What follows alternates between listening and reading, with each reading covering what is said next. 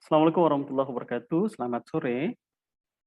Eh, Selamat datang kembali di kelas kita, kelas evaluasi pembelajaran ya. Eh, Pada pertemuan kali ini kita akan banyak membahas tentang macam-macam tes. Kalau sebelumnya kita sudah banyak membahas tentang pengertian, eh, tes, evaluasi, pengukuran, dan penilaian ya. Kita juga banyak membahas tentang perbedaan-perbedaan terminologi eh, tes, penilaian, pengukuran dan evaluasi. Eh, Kalau pertemuan kali ini kita banyak membahas tentang eh, contoh atau jenis-jenisnya ya. Eh, Pada pertemuan sebelumnya kita sudah menjelaskan bahwa untuk mengukur kemampuan atau intelijensi seseorang atau mengukur sikap seseorang dibutuhkan alat ukur ya yang disebut dengan tes ya. Dan itu juga kita sudah bahas sebelumnya. Sehingga pada kesempatan kali ini kita banyak membahas tentang alat ukur itu sendiri atau tes. Ya.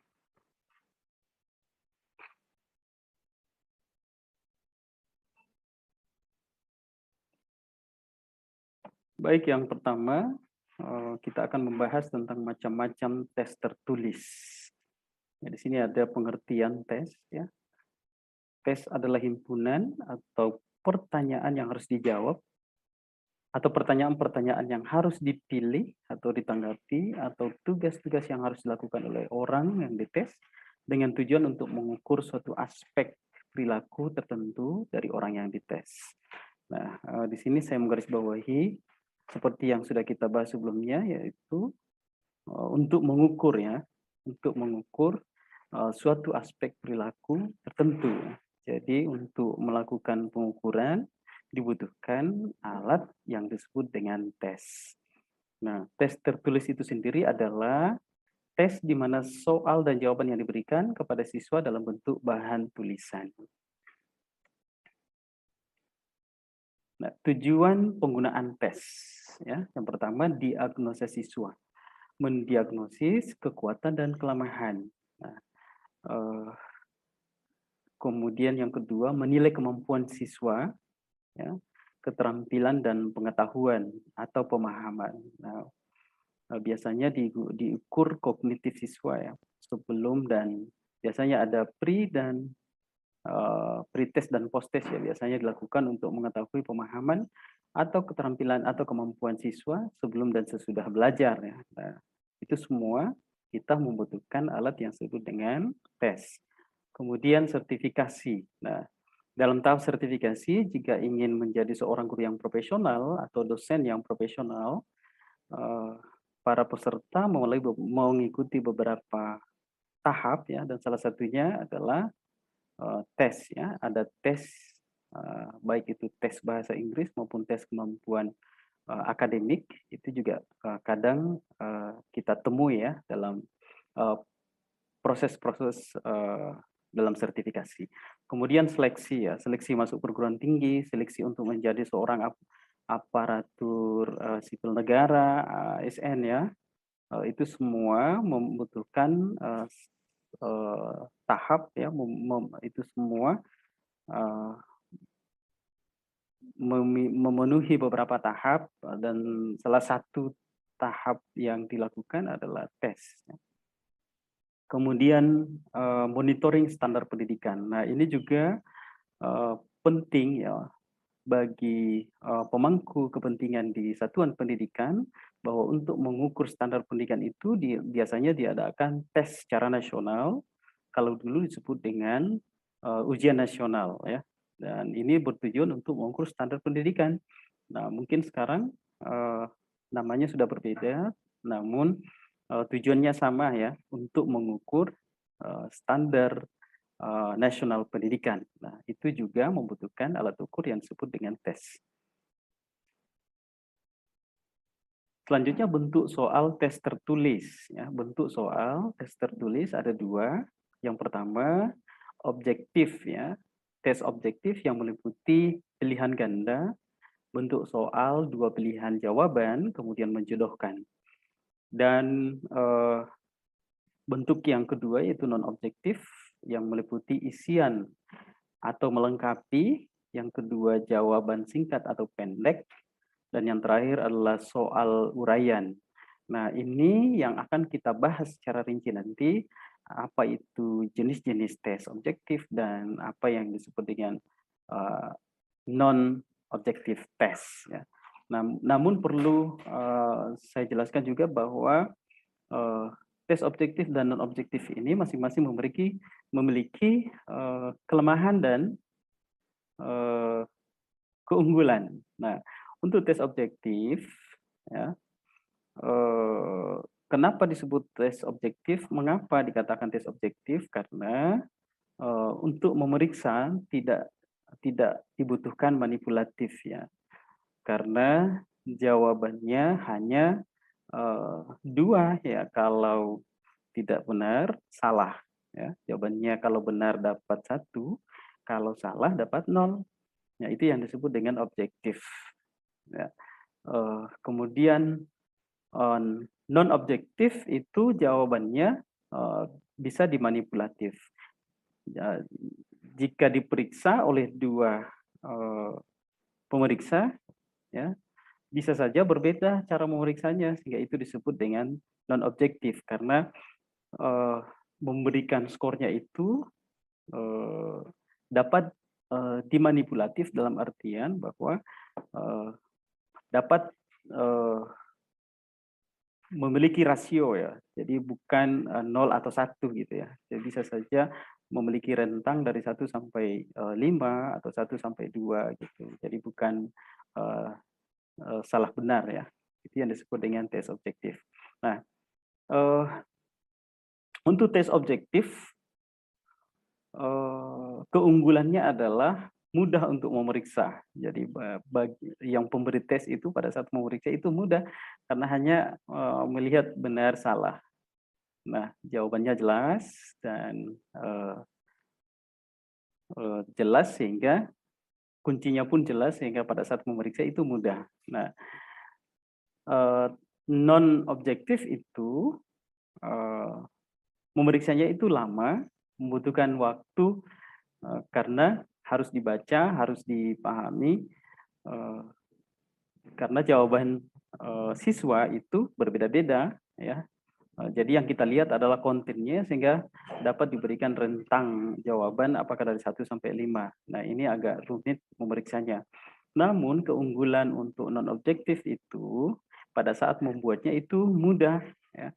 Membuatnya itu mudah. Sedangkan tes objektif itu pada saat kita membuat itu agak rumit, ya. Apalagi pilihan ganda itu ada pertanyaan dan diikuti oleh beberapa pilihan. Nah, itu yang membuat tes objektif ini agak sulit dalam menyusunnya dibanding dengan tes non objektif. Nah, baik, yang pertama kita bahas tentang pilihan ganda, ya, pilihan ganda. Soal pilihan ganda adalah soal yang jawabannya harus dipilih dari beberapa kemungkinan jawaban yang telah disediakan. Jadi ada pertanyaan, kemudian diikuti oleh beberapa pilihan. Secara umum, setiap soal pilihan ganda terdiri dari pokok soal yang saya sebutkan tadi, ada pertanyaan, dan pilihan jawaban atau option. Pilihan jawaban terdiri atas kunci jawaban dan pengecoh. Ya. Nah, dari setiap jawaban itu kita akan memilih yang paling tepat. Dan yang lain itu adalah pengecoh atau distractor, gitu ya. Ini yang sulit, ya. Ini yang sulit kita susun, ya. Kenapa? Karena dari setiap jawaban itu, dari setiap pilihan itu harus kita siapkan pengecoh. Nah, untuk menentukan pengecoh ini agak sulit, ya, karena jawaban itu agak mirip-mirip. Nah, ini yang membuat kita agak kesulitan dalam menyusunnya. Selanjutnya, nah ini. Nah, selain itu ada juga keunggulannya. Keunggulannya mengukur berbagai jenjang kognitif dari ingatan sampai dengan evaluasi. Nah, karena skopnya luas ya, uh, karena terdiri dari beberapa opsi ya, sehingga mengukurnya itu uh, lebih kepada berjenjang ya. Berjenjang maksudnya bahwa bisa dari segi kognitif maupun mengevaluasi sebuah proses. Nah, kemudian perskorannya itu mudah. Nah, ini yang tadi kita sudah jelaskan ya, karena bentuk pilihan ganda ini masuk dalam kategori tes objektif. Nah, ini perskorannya mudah, cepat, objektif. Nah, dulu kita masih ingat dulu ketika kita uh, disuruh oleh guru untuk membantu memeriksa, biasanya kita lebih senang ya memeriksa pilihan ganda dibanding esai atau uraian. Yang selanjutnya, bentuk ini sangat tepat untuk ujian yang pesertanya sangat banyak atau yang sifatnya massal. Nah, kenapa? Karena yang kita pikirkan adalah memeriksanya itu. Bayangkan jika se-Indonesia ujian nasional itu atau ujian sekolah itu dalam bentuk uraian, nah berapa banyak orang yang harus memeriksa? Belum tentu juga pada saat diperiksa itu jawabannya sama atau pas ya di antara beberapa yang memeriksa. Nah, sehingga untuk tes pilihan ganda ini cocok untuk skala yang besar ya, seperti ujian kenaikan kelas, ujian sekolah, dan ujian akhir nasional. Nah, namun juga pilihan ganda ini memiliki keterbatasan, memerlukan waktu yang relatif lama untuk menulis soalnya. Nah, itu tadi yang kita bahas ya, bahwa menyusunnya itu membutuhkan waktu yang lama. Sulit membuat pengecoh. Ya, sulit membuat pengecoh ya. Dan berfungsi. Nah, banyak orang yang membuat pengecoh tapi tidak berfungsi. Nah, yang dimaksud homogen dan berfungsi itu adalah pengecoh itu benar-benar bisa menjadi jebakan bagi peserta tes yang ketika dilihat sepintas seperti jawaban yang sebenarnya, padahal itu adalah pengecoh. Nah, karena pilihan ganda ini kita harus memilih pilihan yang paling tepat. Nah, ada yang tepat, tapi biasanya juga ada yang paling tepat. Nah, itulah pilihan ganda. Nah, terdapat peluang untuk menebak kunci jawaban. Nah, ini juga keterbatasan. Jadi banyak orang yang mengerjakan pilihan ganda itu waktunya 60 menit, tapi hanya 10 menit. Kenapa? Karena menebak kunci jawaban, ya, menebak jawaban itu. Nah, ini semua keterbatasan yang dimiliki oleh tes pilihan ganda. Nah, selanjutnya bentuk soal dua pilihan jawaban, ya. Bentuk soal ini menuntut peserta tes untuk memilih dua kemungkinan jawaban. Ini juga termasuk tes objektif karena jawabannya ya atau tidak, atau benar atau salah. Nah, contohnya, contoh soalnya ini ya. Di sini ada hanya dua opsi, yaitu benar dan salah. Salah satu contohnya, perputaran bumi pada porosnya menyebabkan terjadinya siang dan malam. Apa itu benar atau salah? Ya, nah itu salah satu contoh bentuk soal dua pilihan jawaban. Ada juga pertanyaan yang jawabannya hanya iya atau tidak. Nah, itu juga termasuk contoh soal dua pilihan jawaban. Ya, jadi benar dan salah atau ya dan tidak. Nah, ini juga dapat digunakan untuk mengukur kemampuan siswa. Jadi jika dibutuhkan dan kita membutuhkan soal ini untuk mengukur kemampuan siswa, bisa kita buat ya untuk bahan refleksi terhadap siswa untuk mengukur kemampuan mereka. Kemudian bentuk soal menjodohkan. Nah, menjodohkan ini sering kita lihat ya, sering kita jumpai. Namun saat ini bentuk soal-soal seperti ini ya cocoknya untuk anak-anak yang di SMP atau SMA ya. Kalau untuk mahasiswa sudah tidak disarankan. Sama seperti tadi ya, soal menjodohkan itu. Soal yang untuk dua jawaban ya. untuk dua pilihan jawaban. Nah, tapi perlu untuk diketahui karena adik-adik mahasiswa nantinya akan menjadi seorang guru, dan ini sering kita jumpai di siswa-siswa ya. Contohnya seperti ini.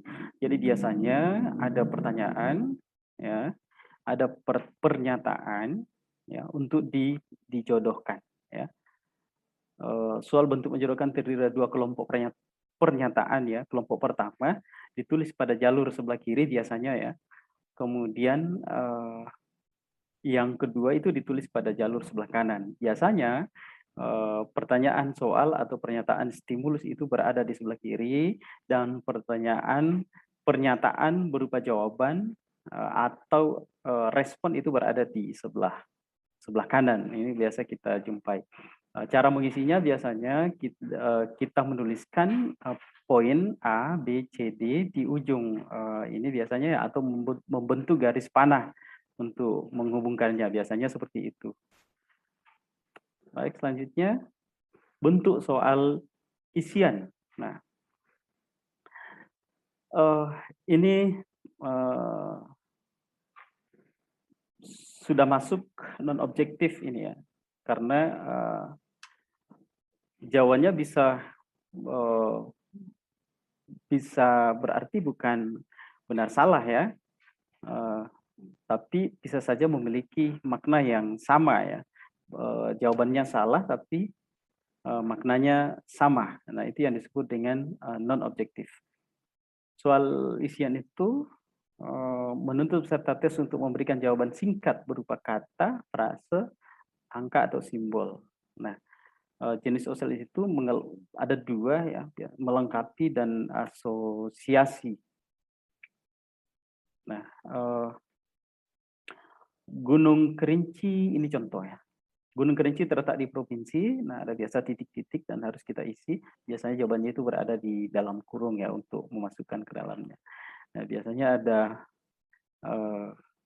ada pilihan, ya. Biasanya di dalam kotak biasanya ada pilihan untuk mengisi titik-titik itu, ya. Biasanya di tes-tes bahasa Inggris biasa kita jumpai seperti itu. Kemudian asosiasi untuk menghubungkan, ya, menghubungkan pernyataan dengan jawaban. Nah, biasanya tidak disediakan, ya, tidak disediakan, dan itu biasanya kita isi. Ini menurut pemahaman kita. Ya, selanjutnya jawaban singkat. Nah, jawaban singkat ini biasanya esai, ya, esai jawab, tapi jawabannya itu hanya paling banyak biasanya 2 atau satu, paling banyak biasanya 1 paragraf, ya. Jawaban singkat ini merupakan tes non objektif. Nah, ini yang disebut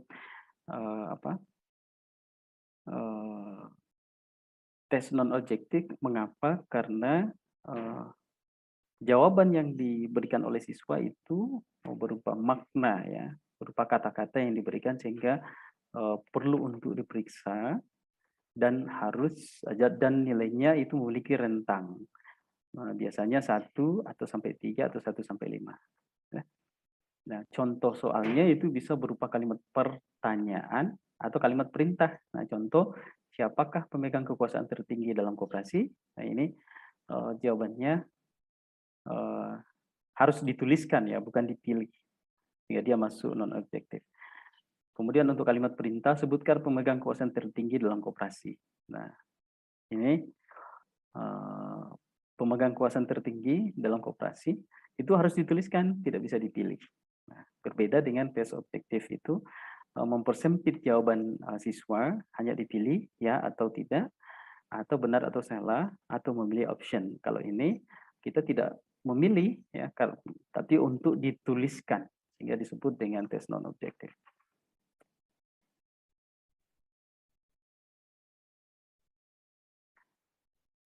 Sebenarnya bentuk soal uraian. Nah, uraian ini sangat-sangat membutuhkan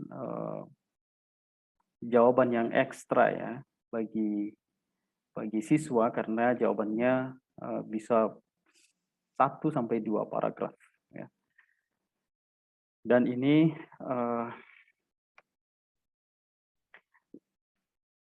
teknik pengukurannya harus ada ya. Teknik pengukurannya harus ada. Ya, kita lihat dulu pengertiannya ya. Soal bentuk uraian itu adalah suatu soal yang jawabannya menuntut siswa untuk mengingat dan mengorganisasikan gagasan-gagasan. Nah, tes uraian ini membutuhkan gagasan-gagasan seorang siswa. Pertanyaannya menuntut untuk mengorganisasikan gagasan-gagasan atau hal-hal yang telah dipelajari dengan cara mengemukakan atau mengekspresikan gagasan tersebut dalam bentuk uraian tertulis. Nah, tes writing ini juga termasuk tes uraian. Ya. Nah, ternyata tes uraian ini ada dua. Ya.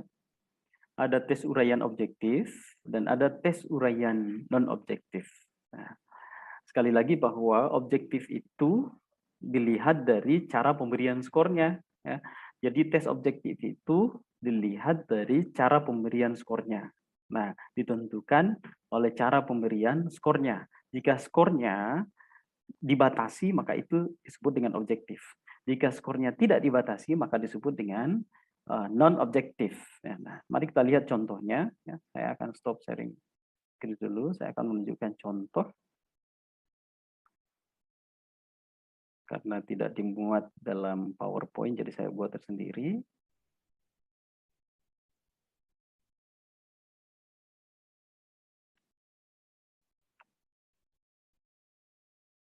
Nah, ini dia. Coba kita lihat ya, contoh soal uraian objektif. Ini biasanya dibutuhkan dalam soal uraian untuk pelajaran matematika dan atau pendeknya hitung-hitungan ya. Dan prosesnya itu harus dinilai secara objektif. Ya, meskipun tahap akhirnya nanti ada rentang ya, tapi untuk pemberian skor dari setiap prosesnya itu harus dinilai secara objektif sehingga disebut uraian objektif. Karena langkah-langkahnya itu setiap prosesnya itu harus kita nilai dan nilainya itu dibatasi ya, dibatasi angkanya sehingga tidak dapat kita berikan manipulatif di sana karena jawaban-jawaban dari setiap proses itu pas ya dan tidak dapat dikembangkan nilainya ya. Maksudnya adalah nilai yang diberikan itu tertutup. Nah, coba kita lihat. Nah, ini soal kimia ya, soal kimia. Sebanyak 1 kg pada suhu 0 derajat Celcius dicampur dengan air 2 kg dan seterusnya. Kemudian disuruh instruksinya hitunglah suhu akhir campuran dan massa es yang melebur. Nah, coba kita lihat ini yang sebut tadi bahwa memiliki pedoman penskoran. Nah, ini ya. Nah, coba kita lihat langkah-langkahnya. Nah, siswa dituntut untuk menjawab tes uraian ini, namun setiap prosesnya itu diberikan nilai. Ya. Seperti misalnya langkah pertama, mengaplikasikan rumus yang pertama, itu dinilai. Jika skornya benar, maka diberikan 1.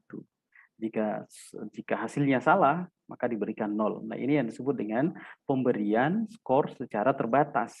Ya. Hanya 1, 0. Namun skor maksimumnya ada. Jika menjawab, jika langkah pertama itu salah, maka diberikan 0. Sehingga kemungkinan skornya bisa kurang dari 7. Nah, itu yang disebut tadi bahwa tes uraian itu memiliki rentang jawaban ya, tidak tertutup. Namun, kenapa disebut objektif? Karena setiap langkah-langkahnya itu dibatasi prosesnya. Setiap prosesnya itu diberikan nilai, namun dibatasi ya, tertentu, nilainya tertentu antara 0 dan 1. Nah, itu yang disebut dengan objektif. Untuk soal uraian non-objektif, itu setiap prosesnya itu memiliki rentang jawaban ya, memiliki skala atau rentang jawaban, rentang nilai ya. Dan itu bisa saja 1 atau 2 ya, tergantung dari makna yang disampaikan. Nah, seperti contoh, buatlah karangan dengan topik meningkatkan minat baca siswa. Nah, ini tes tertulis ya.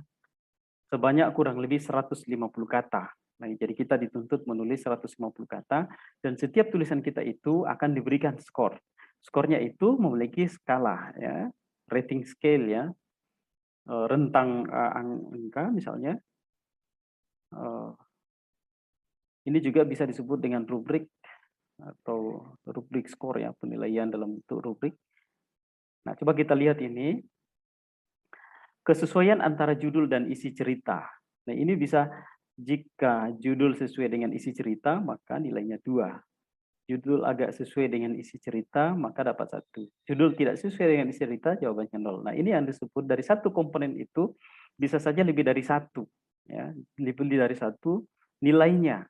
Nah, tergantung cara kita memeriksa dan cara kita memeriksa dan makna yang diberikan dan makna jawaban yang diberikan oleh peserta tes. Nah, sehingga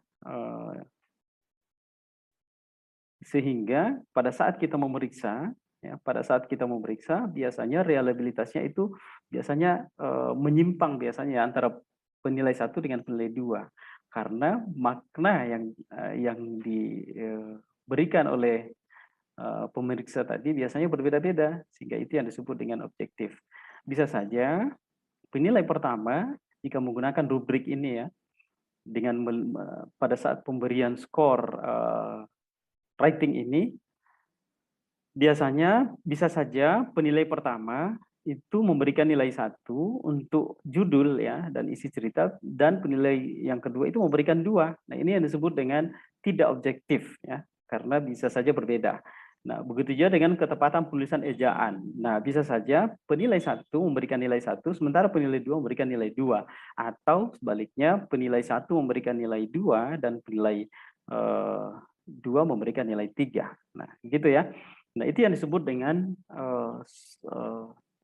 tidak objektif.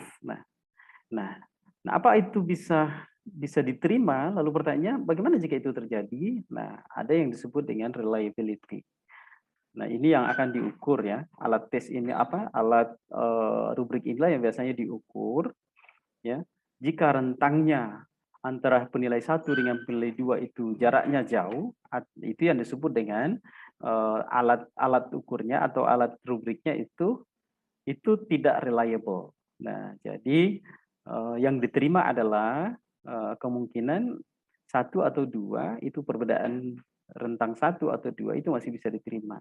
Tapi jika perbedaannya 1 dan penilai satunya 3, nah itu biasanya dilihat reliabilitasnya tidak bagus, sehingga pedoman penskoran ini tidak dapat diterima. Nah, sehingga sebelum kita membuat pedoman skoran, sebelum kita membuat tes itu biasanya kita melakukan uji validitas dan reliabilitas. Nah, ini agar ketimpangan antara penilai 1 dan penilai 2, khususnya pada penilaian uraian itu tidak terjadi ketimpangan yang terlalu jauh, tidak ada interferensinya tidak terlalu jauh ya, misalnya antara 1 sampai 1 dan 3 ya, minimal 1 dan 2. Nah,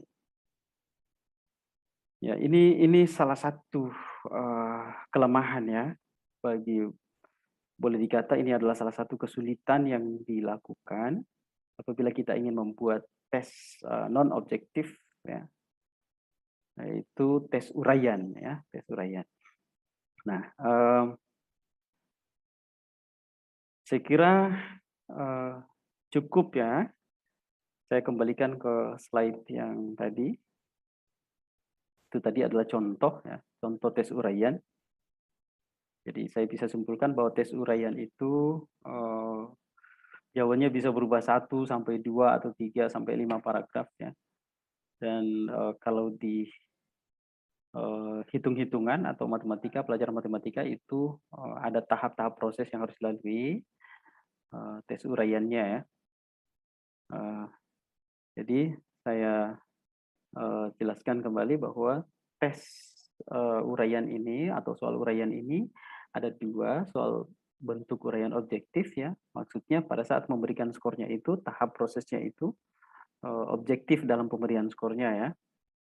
Kemudian soal uraian non objektif itu tadi berupa tulisan dan pemberian skornya itu dalam bentuk rating scale atau rubrik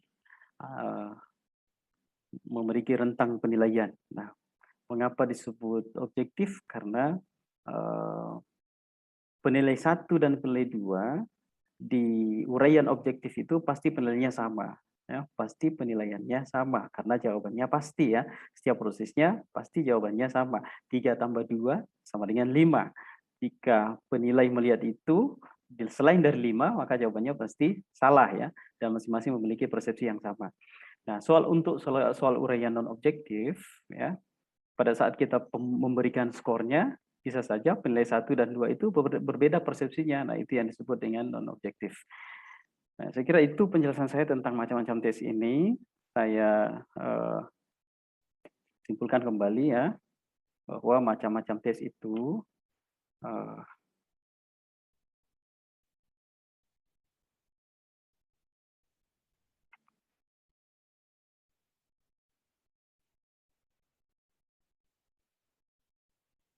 ya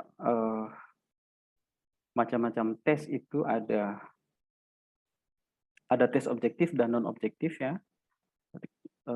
Tes objektif itu berupa pilihan ganda, bentuk soal 2 pilihan jawaban, dan menjodohkan ya, tadi sudah dijelaskan. Dan non objektif itu berupa isian atau melengkapi, dan jawaban singkat atau pendek, atau dan soal uraian. Nah, tadi sudah kita jelaskan banyak ya. Saya berikan kesimpulan akhir bahwa mengapa disebut objektif, tes objektif, karena dilihat dari pemberian skornya ya. Pemberian skornya yaitu jawabannya tepat ya. Tepat, salah, atau benar. Nah, itu disebut dengan tes objektif. Jika benar mendapatkan nilai 1, dan jika salah mendapatkan nilai 0. Sedangkan non-objektif itu tidak dapat kita katakan salah atau benar ya. Non-objektif itu tidak dapat kita katakan salah atau benar, tapi dapat dikatakan jawabannya baik atau buruk ya. Nah, itu perbedaannya. Saya ulangi, tes objektif itu dapat dikatakan benar atau salah. Jika non-objektif itu baik atau buruk ya jawabannya, sehingga penilaiannya itu relatif ya, bisa saja 2 atau 3 atau 1. Nah, saya kira cukup penjelasan saya tentang bentuk soal tes ya, dan pertemuan berikutnya kita akan berlatih ya membuat tes ya, berlatih membuat tes. Namun sebelumnya kita harus pelajari tentang bagaimana menentukan tingkat kesulitan dan bagaimana mempersiapkan tes itu sendiri melalui kisi-kisi atau pembuatan kisi-kisi. Nah, ini hanya pengenalan, dan ke depan kita akan lebih banyak praktek tentang bagaimana menyusun tes. Namun sebelumnya kita akan mempelajari bagaimana menentukan kesulitan dan bagaimana merancang atau merencanakan bagaimana merancang tes ya melalui kisi-kisi atau blueprint. Kalau bahasa Inggrisnya disebut dengan table of specification. Saya kira cukup. Semoga penjelasan saya ini mendapat manfaat untuk kita semua. Saya akhiri dengan ucapan alhamdulillahirabbil alamin. Assalamualaikum warahmatullahi wabarakatuh.